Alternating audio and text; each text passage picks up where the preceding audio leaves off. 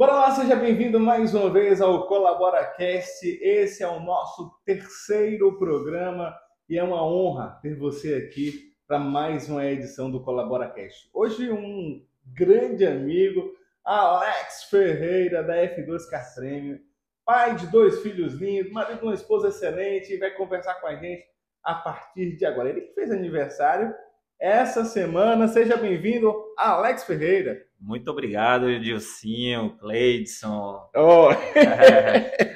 um grande amigo. Estou feliz aqui pelo convite e vamos lá, velho.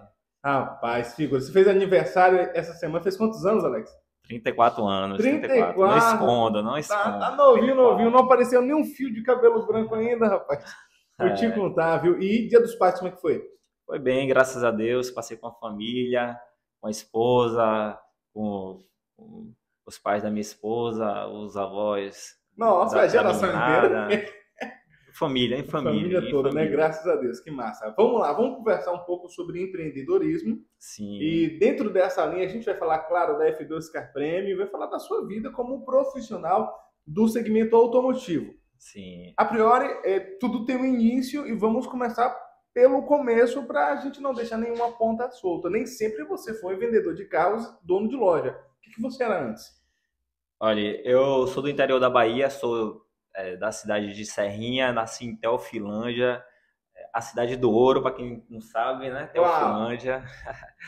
E com 17 anos eu vim estudar aqui em Salvador, fiz terceiro ano aqui, fiz cursinho e resolvi prestar vestibular na faculdade de Direito. Mas na verdade eu estava em dúvida entre fazer Direito ou Administração, né? Porque eu fui criado numa família de comerciantes, meus pais tinham supermercado, meus avós sempre teve mercado e eu tinha um tino para o negócio, né? Que eu fui criado dentro de um Sim. mercado. E aí cheguei aqui em Salvador, fiz faculdade de Direito. No início da faculdade de Direito, eu pedi um carro para o meu pai. Aí meu pai falou assim: você não tem como sustentar um carro. E eu tenho mais três irmãos, né? Uhum. E se eu lhe der um carro, eu vou ter que dar para os seus irmãos também. Então, Caraca, eu tinha um desafio aí, né? Que meu pai não queria me dar um carro porque tinha que dar um carro para todos os filhos, né? os filhos. Justo. Nada mais Justo. justo, né? E aí eu falei assim: não, meu pai, eu tenho como sustentar meu carro. Vou fazer um desafio com você. Ele, então beleza, vou te dar um carro. Mas não vou lhe dar mais mesada, porque se você pode sustentar um carro, você não pode. Você Não precisa pode. de mesada, não Você é? não precisa de mesada. E aí foi um grande desafio. E aí, por que eu propus isso para o meu pai? Porque na época que eu entrei na faculdade, eu conheci um amigo que ele tinha uma locadora de carros. E aí esse Uhum. amigo meu, eu cheguei para ele e falei assim: "E aí, você consegue alugar o meu carro?" Ele, rapaz, Alex, bota aqui na locadora que a gente vê, né? Que a gente resolve. Aí foi isso que eu desafiei o meu pai, né? Uau. Aí meu pai me deu o carro, né? E não me deu mais mesada. Cheguei aqui em Salvador com o carro, passei uma semana, nada de alugar o carro, passei 2 semanas, nada de alugar o carro. Aí, rapaz, já tava sem dinheiro. O mês vence, hein? E aí, esse colega meu arranjou um aluguel de 15 dias do carro. Aí, ó, maravilha, peguei, botei o dinheiro no bolso, fiquei sem carro, indo pro ônibus. E aí, foi nisso que eu comecei a alugar carro. Nessa jornada de aluguel de carro, eu tinha um carro, mas não tinha, né? Porque eu alugava os carros, ficava com dinheiro no bolso e aí eu só juntava dinheiro, porque também eu não tinha muito com o O que que gastar, gastar, né? né? Não tinha família ainda? Não tinha família. E aí, nessa, eu fui comprando outros carros. Tive uns 3 ou 4 carros de aluguel. Você conseguiu tirar o valor do aluguel de carro para comprar os outros? Consegui, juntei um dinheiro, uma parte, né? Teve uma época que um tio meu estava vendendo o carro dele. E aí eu tinha juntado na época uns 7 mil reais. O carro do meu tio era uns 15 mil. Aí eu falei pro meu tio, você vai vender seu carro? Eu compro. Uau. Ele, como é que você vai comprar e tal? Eu falei assim, olha, eu tenho 7.500 reais aqui, mas não tem o restante, você pode dividir o restante para mim? Aí ele, rapaz, eu divido aqui.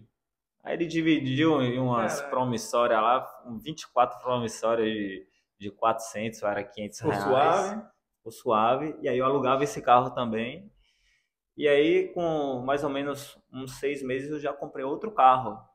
Caraca. E qual o Aí, tempo, mais ou menos? Você já tá com 3 carros agora aí. isso. Em quanto tempo em média? Em média aí foi 1 ano e meio, Uau. mais ou menos. 1 ano e meio. E aí foi aparecendo novos desafios. É, na época eu tinha uns 4 carros.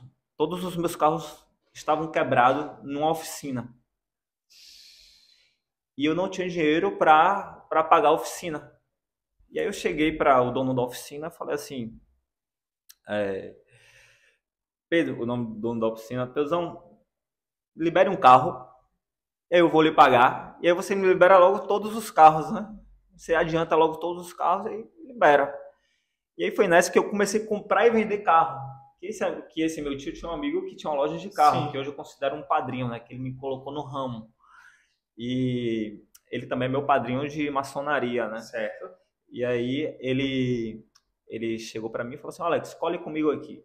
Aí ele vendeu esse carro, paguei todos os carros lá, peguei meus 3 carros, que eu estava na oficina quebrado, e aí botei para vender. Foi aí que eu comecei a empreender, comprar e vender carro, que eu parei de alugar Nesse carro. momento, você já estava alugando diretamente ou ainda era seu amigo que fazia o aluguel?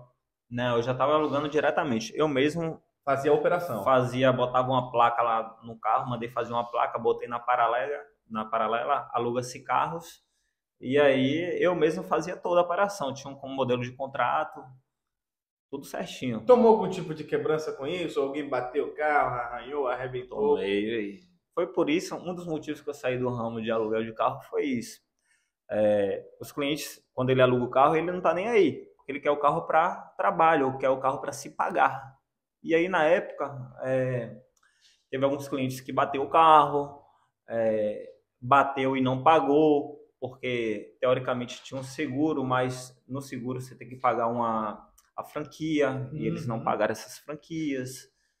Ou um cliente alugou durante um mês o carro, e aí no mês seguinte falou que ia renovar o contrato, realmente renovou, mas na hora de me pagar não pagou. Caraca.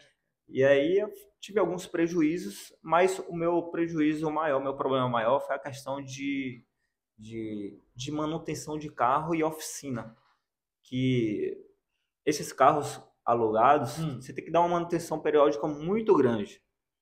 E aí eu tinha esse desgaste com a oficina. E aí eu não queria mais ter esse desgaste. Cara. Foi aí que eu comecei a comprar e vender carro, porque eu começava uma operação e já finalizava, e aí a gente tinha uma liquidez maior, um lucro melhor, uma segurança maior no O giro negócio. era mais rápido também ou não? Não, o giro é menor, porque o aluguel entrava todos os dias. Já carro, quando eu comecei a comprar e vender, demorava 1 mês, 2 meses para vender o carro. E aí eu sempre tive isso aí. Eu comecei a ponderar o que era melhor para mim fazer o negócio. Nesse meio tempo, eu fazia faculdade de Direito. E ainda estudava, cara. Estudava. Caraca. E aí, no meio da faculdade de Direito, eu apareceu uma oportunidade de abrir uma franquia de sorvetes e milkshake. E aí eu me joguei. Eu tinha uma loja de sorvete e milkshake, comprava e vendia carro e fazia faculdade de Direito de noite. Caraca. E eu sempre fui assim, velho. Fiz essa correria, Era um né? corre doido, né? Era um corre, não parava. E aí, durante um tempo, eu comecei a trabalhar muito, ter um desgaste muito grande. Mas eu era novo, eu Sim. tava lá Não, você é fazendo novo ainda, acontecer, você tem né? 34, pô. É. E aí na época eu tinha uns 22, 23 anos, e aí eu não parava, ficava pra cima e pra baixo. Aí quando no final da faculdade, Chegou a concluir a faculdade? concluí a faculdade. Parabéns, velho. Parabéns. Guerreiro, velho. Eu, eu, tipo assim, tinha opção, eu pensava em parar a faculdade. Mas quando eu pensei em parar a faculdade, eu já estava no 7º semestre. Então eu não tinha. Não tinha necessidade. Faltava um semestre pra Faltava terminar. 1 e-mail. Meio. Um É quatro, e-mail. são 9 Eram semestres. 5 anos. 5 anos. São 10 semestres. Aí faltava 4, 5 semestres para terminar a faculdade. Eu falei, olha, eu não vou desistir. Aí terminei a faculdade. Tinha as lojas de sorvete milkshake. Cheguei a abrir 3 lojas. Shopping? Era shopping ou bairro? Não, era loja de bairro. Tá. Aí tinha uma projeção na franquia, tinha liberado para mim abrir mais 7 ou 8 lojas aqui em Salvador. Uhum. Porém, o sorvete milkshake, ele é um produto sazonal. Não, só vende no verão, é. Só vende no verão. E a Bahia não tem uma cultura muito de sorvete. Não é uma coisa cultural o sorvete. Porque você vai nos países como a Itália, que o sorvete é italiano, né? Uhum. Ele, independente do frio, tá eles têm uma cultura do sorvete. São Paulo mesmo, ele tem uma cultura de sorvete. É uma cidade que, independente da estação do ano, lá faz frio, entendeu? Mesmo no verão tem um clima mais frio, mas as pessoas têm uma cultura de sorvete. Aqui na Bahia, choveu, ninguém toma sorvete, porque você fica com a garganta inflamada, ou então você vai ficar gripado. Caraca. Fez um friozinho, não vou tomar sorvete. E você não tinha essa ciência antes de abrir o negócio? Não tinha, na verdade, eu abri um negócio para ganhar dinheiro, para empreender. Surgiu a oportunidade. Surgiu a oportunidade. Era verão? Era verão? Era final do verão. Era o final do verão. Mas aí eu comecei a trabalhar muito, de domingo a domingo, e os dias de movimento maiores na loja de sorvete era finais de semana. Sim. E aí, final de semana, de sexta, de 8 horas da manhã até 11, 12 horas da noite. Isso final de semana inteiro. E eu comecei a me desgastar muito, porque na hora que eu me planejava para ficar em casa, para ficar com a família, ficar com minha namorada, que hoje é minha esposa, não tinha tempo. Por quê? Eu planejava tudo com minha gerente das lojas, estava tudo certinho para elas trabalharem, aí um ou dois funcionários ficavam doentes, não faltava. Aí você ia deixar seu negócio sozinho, na época que ia dar movimento, no dia que ia dar movimento, você não vai deixar sozinho. Aí eu pegava, largava tudo e ia trabalhar, ia para a loja, não tinha isso não.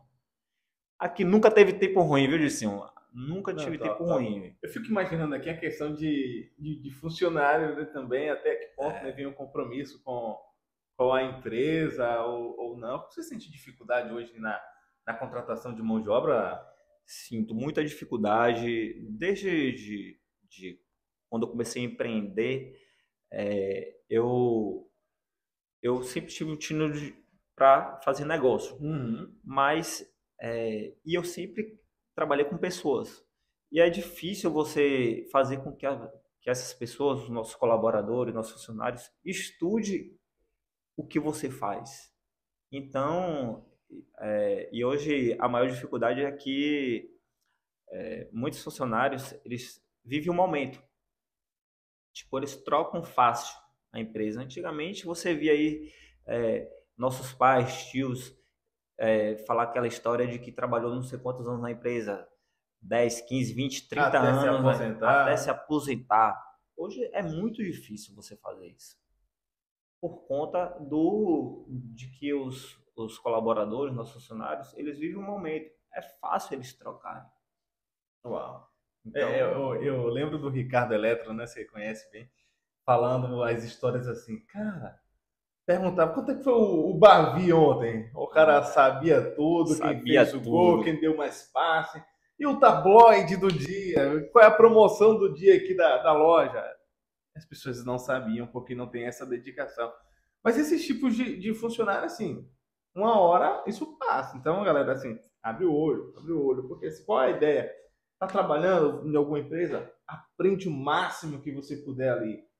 É uma experiência que é para a vida. Ainda que você não vá abrir um negócio no mesmo modelo, no mesmo segmento que você está trabalhando hoje, mas tudo é aprendizado. Eu imagino assim que tudo sirva de experiência para alguma coisa lá na frente.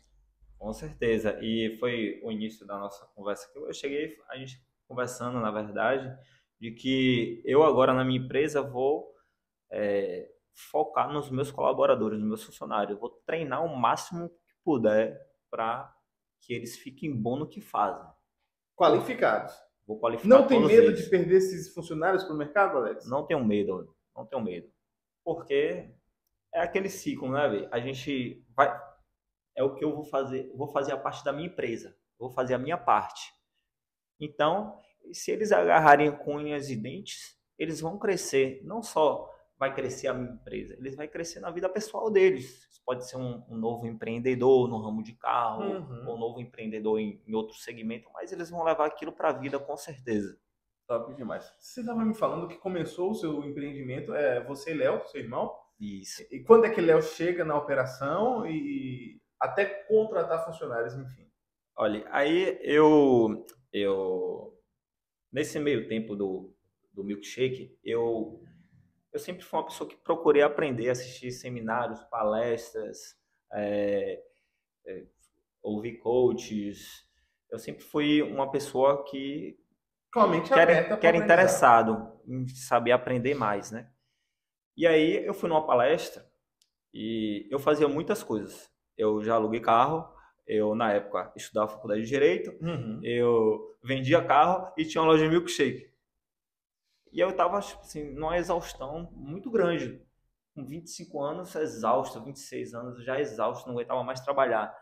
Então, eu assisti uma palestra e aí o palestrante falou assim: para você vencer na vida, para você conquistar mais coisas, para você ficar mais feliz e você se satisfazer mais no que você faz, o que você fez de melhor nos últimos 10 anos? O que você mais ganhou dinheiro? O que você ficava mais realizado nos últimos 10 anos? Eu era novo, eu tinha feito muita pouca coisa, né? E aí eu pensei assim, rapaz, o que eu fiz nos últimos... Não, aí ele falou assim... 10 anos não tem que eu tô fazendo isso, né? Aí ele falou, o que você fez de melhor nos últimos 5 anos? Agora melhorou. Agora enquadrei, tá né? língua. E aí eu comecei a refletir, né? Ele falou assim, não vá muito longe não. O que você tem feito de melhor? Aí eu fiz uma reflexão nos últimos 5 anos, 6 anos, 7. Eu fiz de melhor comprar e vender carro. E eu sempre fiquei realizado em comprar e vender carro. Por mais que eu não venda carro todo dia, não estou vendendo um por dia, 2, 3, 4, 5 por dia, não é um feirão diário, mas eu estou realizado. E aí foi que eu decidi vender minhas lojas de milkshake e focar no ramo de compra e venda de carro. Eu falei assim, a partir desse momento, isso foi em 2016 para 2017, eu só vou comprar e vender carro. E aí eu comecei a comprar e vender carro. Comecei a comprar uns carros melhores, comecei a... Melhor você fala em preço, em marca, ou que é melhor? Porque ficou meio... Melhores, um carro premium. Tipo assim, ao invés de eu comprar um Gol, eu comprava uma BMW. Ao invés de ter 3 Gol no meu pátio, ou no meu estoque, que era pequeno, eu ia comprar uma BMW. Eu tinha uma BMW, um HB20 e um Audi na minha garagem. Eram os carros que eu vendia. E aí eu comecei a fazer muitas captações de muitos clientes me procurando para eu vender o carro. Os carros dele, carros consignados. Isso. E aí, nesse meio tempo que eu comecei a focar em compra e venda de carro, Léo, que é meu irmão, ele sempre colou comigo. Mesmo ele lá no interior, ele sempre colou comigo, porque ele morava em Serrinha. É mais novo ou mais velho que você? Ele é mais novo. Mais novo. Ele é 3 anos mais novo. Vou entregar logo a idade dele. Entregou. 31 aí. Quando ele vier aqui, aí você já sabe que a idade dele é essa. E aí ele empreendia também, comprava e vendia carros junto comigo, a gente participava de leilões, a gente ia olhar carro em outra cidade, a gente viajava para Recife para buscar carro, isso tudo junto. Para Aracaju, ficava nessa, a gente sempre fez tudo junto. Vale a pena trazer carros de outras cidades para comercializar aqui? Financeiramente é lucrativo isso? Sim, o carro, em primeiro lugar, você tem que saber comprar o carro, tem que ter margem e tem que ver a procedência, vistoria cautelar, tudo isso. Às vezes, tem momentos que os carros aqui estão mais caros do que em outros lugares. A gente vai almejando em outros estados. Com a internet, aproximou muito essa conexão de outros estados. Aí traz de cegonha. Às vezes cegonha, às vezes eu trago rodando. A gente vem dirigindo se for um interior ou se for um estado perto, a gente vem andando. E aí eu decidi chamar Léo para ser meu sócio. Em 2019, veio a pandemia, e aí eu já estava determinado a abrir uma loja. Isso entre 2018 e 2019. Aí 2019 veio a pandemia, 2019 para 2020. E aí deu uma adiada. Eu falei, rapaz, agora eu não vou abrir tão cedo. Com essa pandemia aí, a gente não sabe, né? Quando é que vai voltar a Quando é que vai funcionar as coisas? voltar. E aí as coisas começaram a acontecer muito rápido, porque eu comecei a aparecer muitos clientes, muitas captações de carro consignado, muita gente querendo vender carro, muita gente querendo comprar carro, porque não sabia o que ia acontecer por conta da pandemia.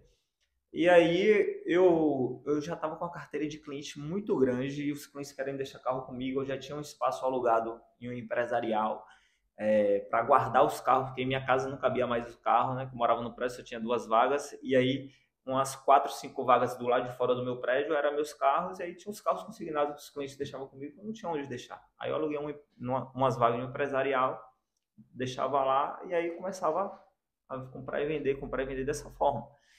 E aí tinha uma época que eu comecei a visitar muito o Auto Shop Tapuã. Comecei a visitar muito o Auto Shop Tapuã, tinha vários amigos lá. Para pegar expertise. E esses amigos me ajudavam a fazer financiamento, ou deixavam um carro consignado nas lojas. Tinha uma amizade. E aí foi quando eu conheci, em 2019, foi 2018, eu conheci Daniela, né, que é a diretora do Auto Shop Tapuã. Uhum. E aí surgiu um espaço novo lá no Auto Shop Tapuã. Conversei com ela, ela falou, Alex, tá aqui disponível, se você quiser. É uma área nova, tem muitas lojas novas aqui, mas que é um bom lugar para você botar uma loja de carro, como ela já me conhecia, né? Sim. E aí conversei com o Léo, surgiu uma oportunidade da gente abrir uma loja aqui. Você quer colar comigo? Porque não adiantava abrir a loja com 3 ou 4 carros meus e o resto tudo consignado. Sim. E aí eu tinha que ter uma pessoa também para colar comigo. Quem era essa pessoa ideal? Era Léo, meu irmão, meu Já sócio. estava fazendo já a operação. E aí eu decidi chamar ele. E nós somos sócios até hoje, graças a Deus. Tem uma sociedade muito saudável, nós se respeitamos muito nos negócios. Ele faz uma coisa na empresa, eu faço outra, totalmente Isso é bom, diferente. perguntaria isso, a divisão como é, né? Porque para um não se meter no trabalho do outro, ou para não dizer, era para você. Eu costumo dizer assim, o cachorro que tem 2 donos morre de fome. Mas não era você que tinha que botar a comida do cachorro? Não, era você que tinha que botar. Aí o cachorro morreu de fome. Lá você dividiu as tarefas. Toda a sociedade tem que ter isso pré-definido muito claro. Tem que ser uma definição muito clara. Porque senão a sociedade não dá certo. Lá na loja eu sou mais comercial e Léo é mais administrativo. Então, por isso que você me vê mais na linha de frente, você me vê mais conversando com os funcionários, você me vê mais no comercial mesmo. No né? dia a dia, na venda direto, né? É isso aí. Ó, tá vendo? Sociedade, cada um fazendo a sua parte. É o grande segredo de uma sociedade. Cada um tem que fazer funções diferentes. Não é funções parecidas, não, ou um trabalha mais do que o outro, não. Se for botar o que um mais trabalha e o que o outro menos trabalha, nunca vai dar certo. Não tem esse negócio. Fez seu dever de casa lá? Não. As contas aqui tá tudo pago, tá tudo em dia. Os funcionários têm uma facilidade de conversar comigo, ou eu tô na linha de frente lá, ou a gente uma coisa que a gente faz junto na sociedade é de comprar carro. Nós dois compramos carros juntos. Uhum. Mas porque a gente gosta. É uma coisa que Mas eu junto, sinto prazer. Quando você fala junto, é porque vão junto até o local para comprar o carro? Não. Ou cada um, você pode comprar e eu também? Os dois compram, mas se ele comprar um carro sem falar nada comigo, eu confio completamente. Ou se eu comprar um carro sem falar nada com ele, a gente só se comunica, entendeu? Mas nossa função na empresa são funções diferentes. Nós compramos e vendemos carros, nós temos a empresa de compra e venda de carro, mas na nossa função são funções diferentes. Você me falou uma palavra que me chama a atenção, e aí eu faço essa pergunta até para gerar corte agora. Qual a importância da comunicação dentro da empresa, não somente com o sócio, mas com a equipe? Porque os ruídos podem acabar trazendo prejuízos que realmente podem doer no bolso. Sim. Então, me fala um pouco dessa importância e como é que você consegue se comunicar lá na sua empresa. Olha, na minha empresa, eu sou, falando de uma maneira engraçada, eu sou linha de frente, certo? E aí eu tenho uma ligação muito grande com os meus funcionários, tenho uma conexão muito grande. E aí eu passo uma facilidade para que eles se comuniquem comigo e dou mais autonomia para ele fazer mais os negócios. Uhum. Mas a comunicação ela é muito importante, porque às vezes o vendedor ele quer fazer um negócio, mas existe um certo limite, né? E aí, para que ele tenha essa autonomia, o que eu faço? Eu sou um vendedor full time, eu sou um patrão, um empresário full time. O dia e a hora que você me ligar, se você estiver atendendo um cliente, pode falar comigo. Eu defino lá na minha loja os preços dos carros, Sim. a negociação do carro, tipo IPVA, transferência, tanque cheio. Eu dou um limite para os meus vendedores. Uhum. Se eles usarem aquela fórmula que eu dei para eles, eles podem fechar o negócio sem nem falar comigo. Ó, tem carta branca. Sim. Porque eu dei uma fórmula para eles fecharem o negócio. Mas aí o cliente quer mais. Aí tem uma segunda etapa. Eles chegam na segunda etapa com limite. E aí, quando ele passa desse limite, aí tem que falar comigo. Sim. E aí, quando eles entram em contato para falar comigo, eu sou super fácil de achar, de me comunicar com eles e tal. Aí eu falo, olha, como é que está o andamento da negociação? Vá até esse limite aqui, pronto. Se Acabou. der, deu. Se não der, Justamente. amor ao próximo. Mas eles têm uma certa liberdade que eu dou uma autonomia para eles fecharem o negócio. Uhum. Top demais. Mesmo se eu viajei, passei um mês fora, não conseguiu falar nem comigo, nem com o Léo, que é a segunda etapa, né? Para Autorizações? autorizações, né, de fechamento. Eles têm uma fórmula para fechar o negócio, sem nem precisar falar comigo. E eu peço para conferir só se depositou o dinheiro na conta, se os comprovantes estão tudo certinho. Pronto. Já foi. Já foi. Vamos lá. Um assunto muito importante, e aí a gente está numa época de multitalentos e tudo, e muitas vezes a gente se perde na questão do foco. E você me falou sobre foco aí há uns minutos atrás, quando você estava com sorveteria, quando você estava alugando carro, quando você estava estudando. E agora há pouco você tinha duas unidades, duas lojas. Sim. Tá? Uma das operações foi encerrada no Mercadão, e aí eu vou perguntar, isso tem a ver com foco ou foi algum planejamento estratégico? O que passou na sua cabeça de não dá para duas operações agora? Olha, inicialmente a gente faz um planejamento, né? E aí todo empreendedor ele não tem medo de errar. Uhum. E aí eu fiz um planejamento e esse planejamento não deu certo. Mas o empreendedor ele tem que saber o momento de voltar para trás, dar um passo para trás. E aí eu vi que eu tinha duas empresas que estavam sem foco, meio perdida. Tipo, estavam um pouco solto as operações. Aí eu fiz uma reflexão e falei assim, olha, quando eu tinha uma loja, não tinha essas operações soltas.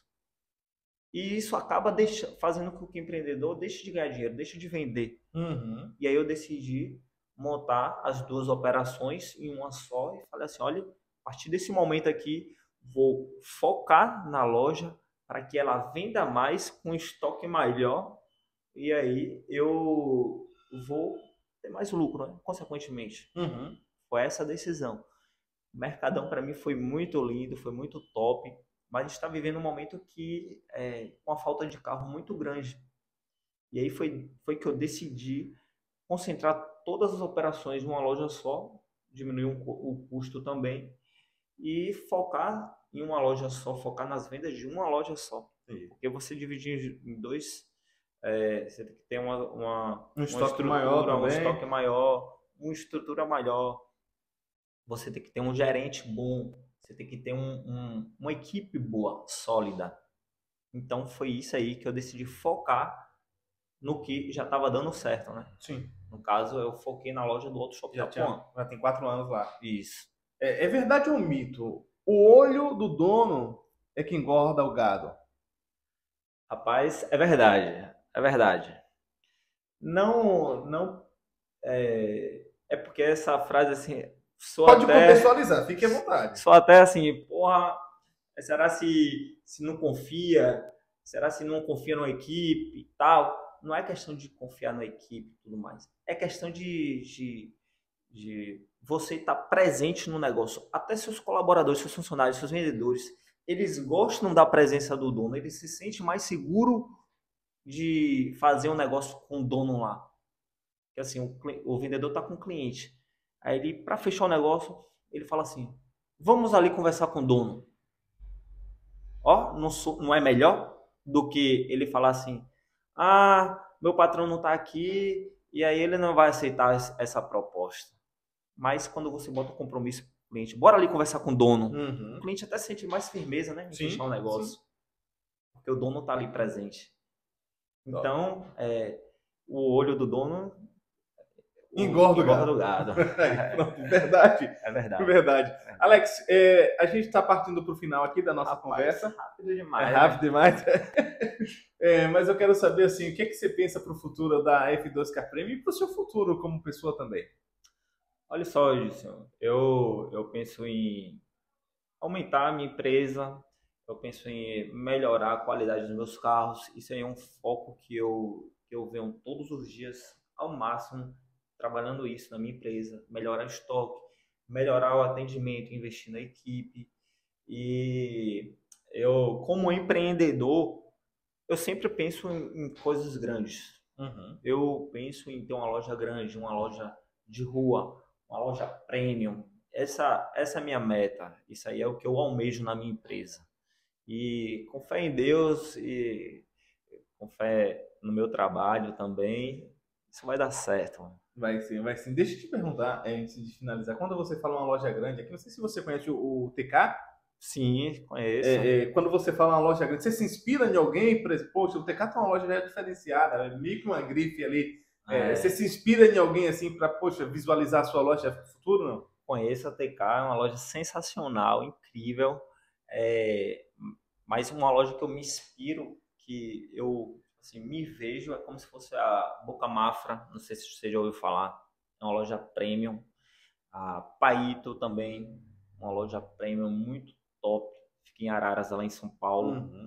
E a Vanguard, são três empresas assim que eu falo assim, tem um brilho nos meus olhos quando eu vejo aquela empresa.